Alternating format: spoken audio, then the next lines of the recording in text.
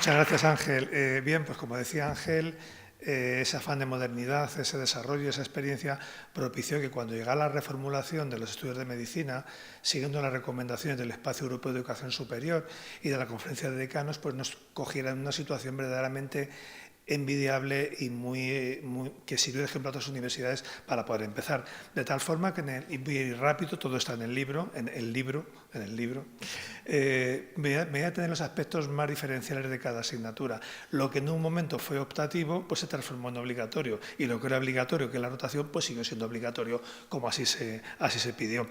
De tal forma que nos encontramos con que aquella asignatura que había empezado como inmersión precoz en la clínica o como contacto precoz con el paciente, aquel TAZ se transformó en una asignatura que en principio se llamó Inmersión Precoz en la Clínica, que se impartió primero en primer curso del grado, con 3 ECTS, y luego, en merced a un modifican, pasó al segundo curso con 5 ECTS.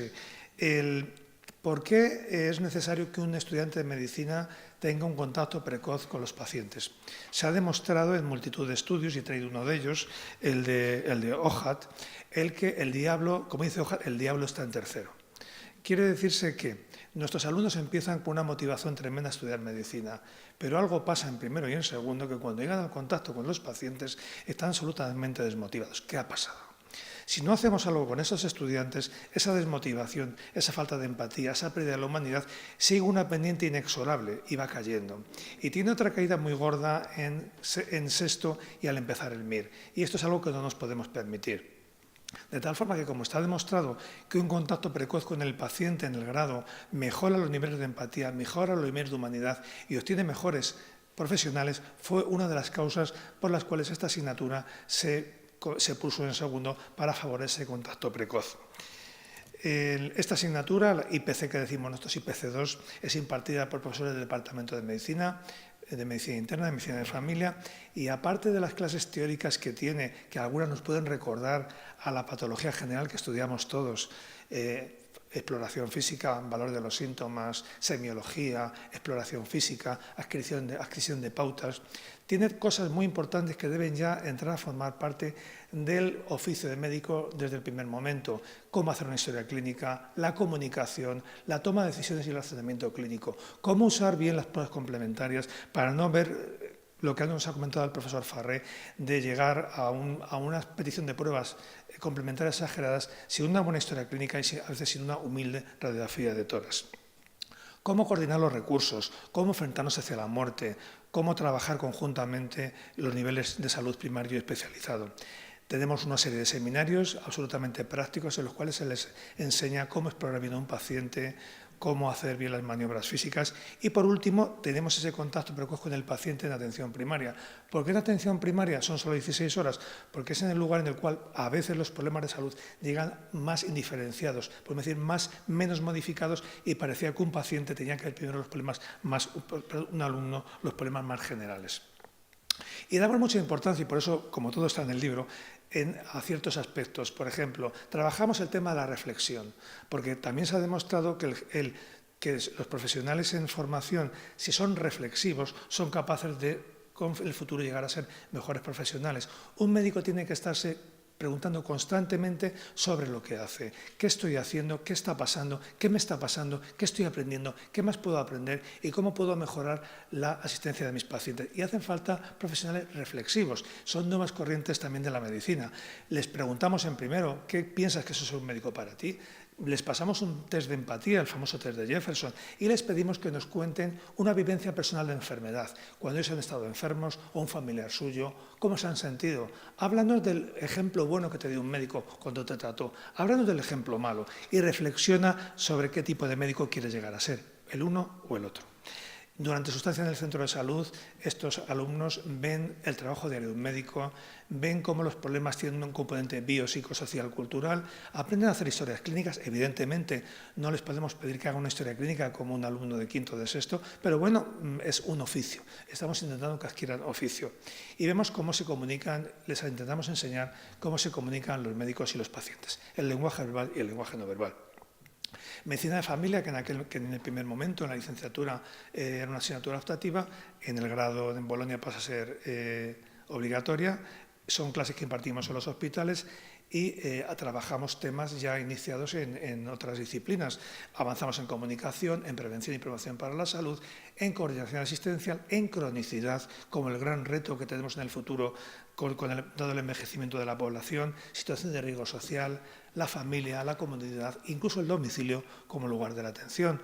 En un futuro probablemente el domicilio sea todavía un lugar preponderante de la atención sanitaria. Y como teníamos un problema, y me acordaba cuando el profesor Farré hablaba de la Flipped Classroom, resulta que el contacto con pacientes específico de atención primaria no le podemos tener en quinto, no lo podíamos tener en quinto por un tema de programación docente. Y la rotación en sexto, la rotación de medicina de familia, pasó a sexto, obligatoriamente. Con lo cual teníamos que tener algún tipo de actividad formativa y complementaria.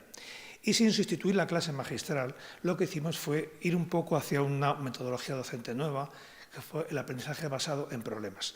Y lo voy a desarrollar brevísimamente porque es algo que se cuenta menos en el libro, cómo diseñamos unas prácticas de simulación con un paciente teóricamente virtual, que no era virtual, era un paciente probablemente como cualquier otro, en el cual mediante una metodología de aprendizaje basado en problemas intentamos que los alumnos pusieran a trabajar todos los conocimientos que habían adquirido a lo largo de los 5 años previos. Es decir, los alumnos llegan a quinto sabiendo muchísimo, pero a veces son incapaces de tomar una serie de decisiones sobre un paciente concreto.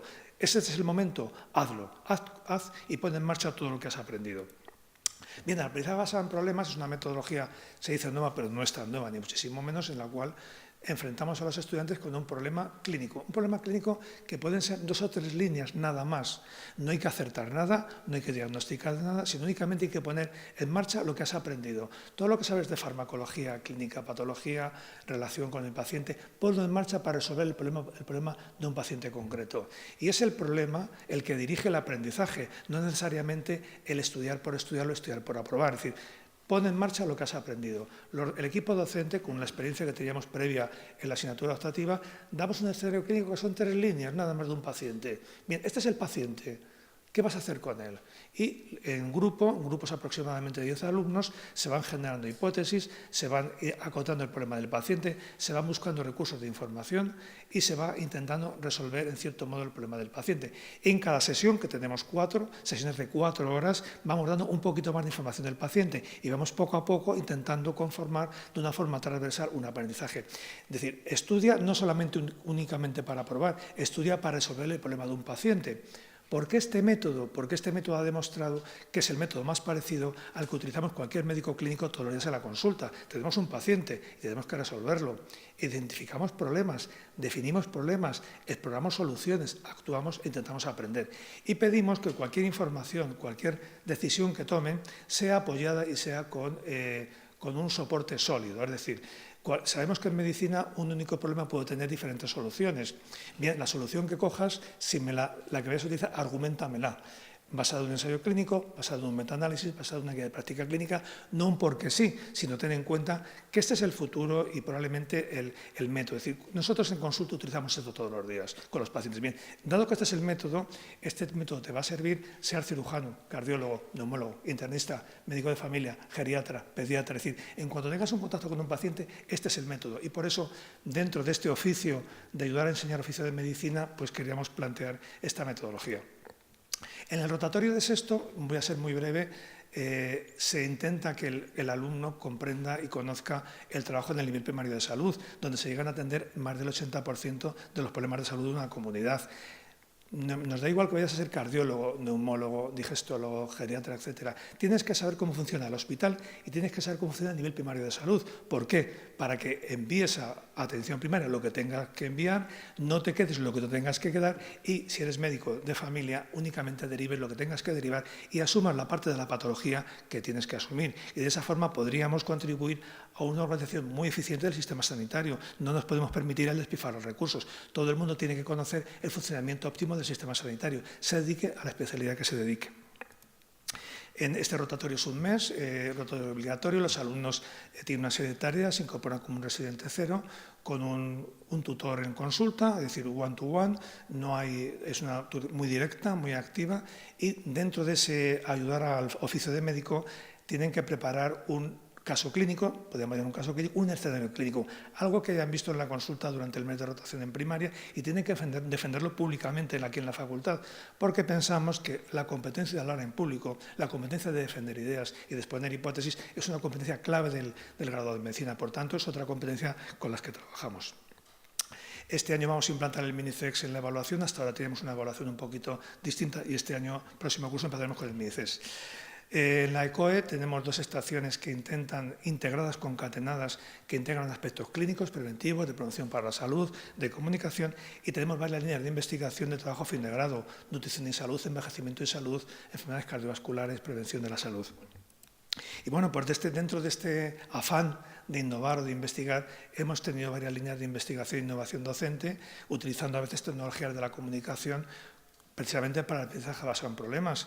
Tuvimos el problema de tener alumnos en varias universidades fuera de España, tanto en diferentes continentes incluso, en la cual no tenían seminarios prácticos de esta asignatura, con lo cual con bastante imaginación, bastante valentía y bastante trabajo diseñamos unas actividades vía Skype en la cual nos poníamos en contacto, hacíamos un grupo en Skype y hacíamos el seminario de aprendizaje basado en problemas vía Skype, que aquello fue verdaderamente agotador, porque suponía un esfuerzo tremendo, la tecnología llegaba donde llegaba, pero bueno, fue una experiencia al menos muy interesante y colaboraron muchas personas a las cuales quiero agradecer aquí.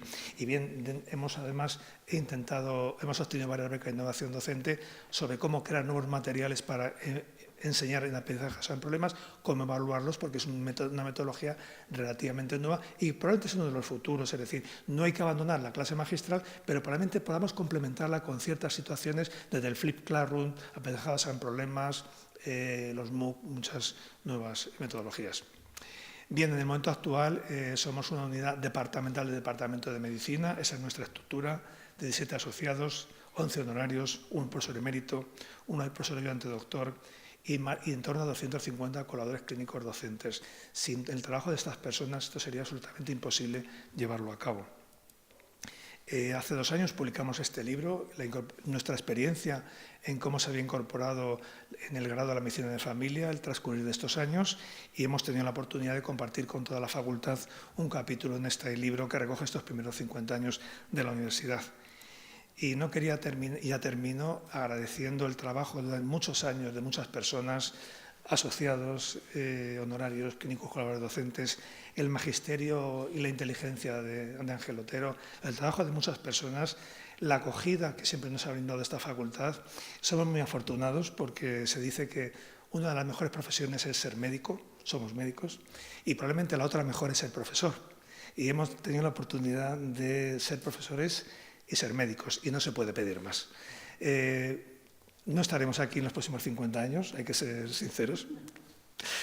Hago unas excepciones a lo mejor, pero desde luego es nuestra obligación pasar el testigo a las generaciones futuras y quien venga aquí dentro de 50 años, bueno, pues que recuerde lo que hicimos otros bastante más viejos. Gracias por la oportunidad y gracias por permitirnos ser profesores y médicos. Muchas gracias.